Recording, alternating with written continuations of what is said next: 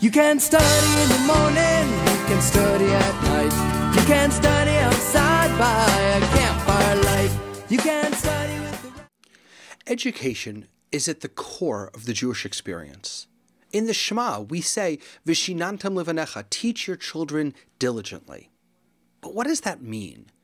How do we teach our children diligently? And to what end? What is our goal when we think about Jewish education? There are lots of discussions about the best models, the best ways to teach our children. But what I'm interested in is, what is our ultimate goal? What is the point of all of this education? I think that a piece of the answer might come from this week's Parsha. We read in the second verse of chapter 10 in Parshat Bo that God is performing all the signs and the wonders, all of the plagues, all of the miracles that we see. Why? So that you can recount these in the hearing of your sons and of your sons' sons. One of the reasons that God does what God does, one of the reasons why it's done with such pomp and circumstance, is so that it will be written, that it will be engraved on our minds and on our hearts. Specifically in this verse, it says, in our ears, in the ears of our children. Don't just teach them, but teach it in their ears. Ramban, the 13th century commentator, has an interesting take on this. He suggests to us that this idea of speaking to the ears of your children actually has to do with the locusts, the plague of the locusts. And he references a citation, a verse from the book of Joel. And in chapter 1, verse 3 of Yoel, it says, tell your children about it, and let your children tell theirs, and their children the next generation.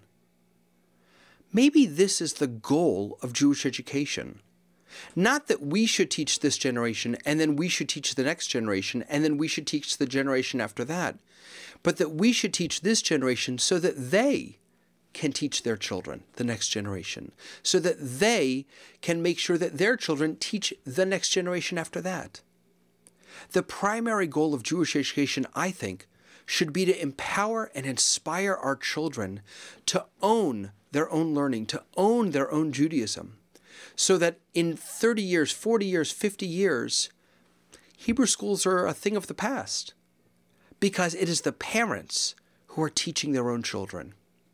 Maybe not a thing of the past. Maybe we can still have religious schools, Hebrew schools, learning programs, educational endeavors, but it's much more of a partnership with the parents. Unfortunately, what we've done in some ways to support synagogues is we've transferred the responsibility of teaching to the synagogue. Parents have said and have felt, I'm not qualified to do this, but you are, so you take over for me. But we might be learning that our responsibility as parents and as educators is to teach it into the ears of our children so that they own it, so that they become their own teachers and the teachers of future generations. If that's our goal, then we have a lot of work to do. And it's exciting, exhilarating work. It's the work not only of passing on content, of teaching skills, but it's about empowering children to know what it means to be a Jew, to know what it means to live as a Jew, to know what it means to inspire their children, the future generations, to have that same ownership, to have that same inspiration. Our job is not just to pass on content and skills, but to pass on the very obligation that we have.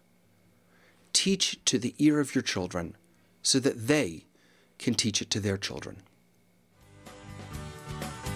It's okay, as you will see, that we're bound to disagree. Don't have to see eye to eye to make the Torah come alive. Now that I've had my say, let's not waste the whole day.